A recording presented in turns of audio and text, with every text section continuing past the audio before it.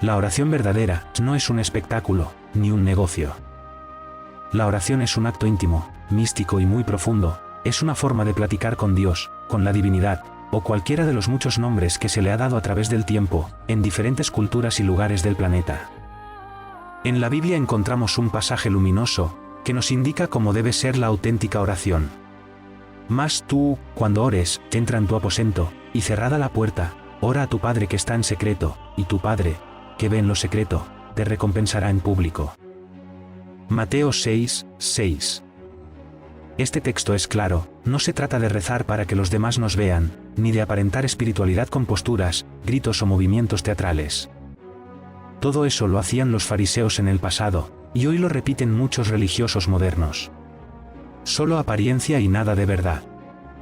La oración verdadera no es repetir palabras mecánicamente, como un loro o un papagayo, mientras estamos pensando en otras cosas, como en el pago que tenemos pendiente, en el trabajo, en el mercado, en el hijo, etc.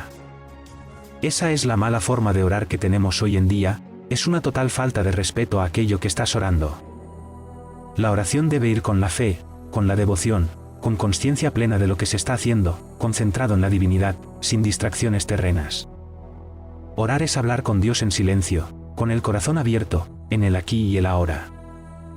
Una oración hecha con prisa, apurados por salir, como si estuviéramos compitiendo en una carrera, no sirve de nada. La conexión que queremos con la divinidad no se logra.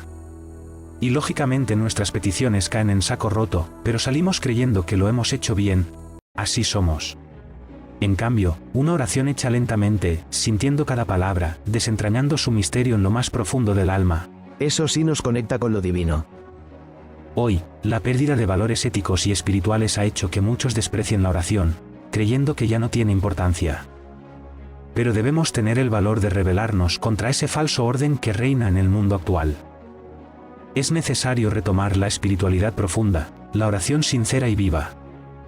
Así como lo hizo San Francisco de Asís, quien con humildad, devoción y amor absoluto a Dios, nos mostró que la verdadera grandeza no está en los templos de lujo ni en las palabras vacías, sino en la sencillez y la pureza del corazón. Annie Besant cuenta un caso del maestro Nanak que bien vale la pena transcribir. Era viernes aquel día, y al llegar la hora de la oración, encamináronse amo y criado a la mezquita. Cuando el Qari, sacerdote musulmán, empezó las oraciones, el Nawab y su séquito se prosternaron según prescribe el rito maometano. Pero Nanak permaneció de pie, inmóvil y silencioso. Terminada la plegaria, el Nawab encaróse con el joven y le preguntó indignado: ¿por qué no has cumplido las ceremonias de la ley? Eres embustero y farsante, no debías haber venido aquí para quedarte como un poste.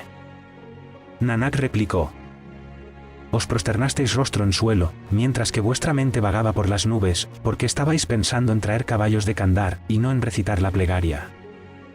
En cuanto al sacerdote, practicaba automáticamente las ceremonias de la prosternación, al paso que ponía su pensamiento en salvar la borrica que parió días pasados.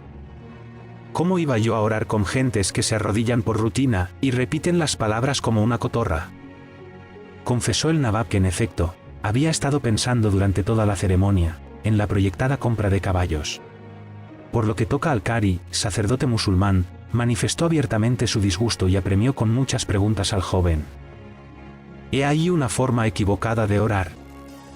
Lo correcto sería unir todas las energías al unísono. Si el centro motor, el cuerpo físico, está diciendo una plegaria, el centro emocional debe unirse con sentimientos verdaderos que concuerden con lo que se dice. Y la mente también debe encontrarse concentrada en cada palabra. Aún más, debería el centro emocional superior activarse con devoción total y espiritualidad auténtica y de fondo. Esto nos llevaría a una oración de tipo superior. Esperando que este video haya sido de su interés, nos despedimos agradeciendo su cordial atención.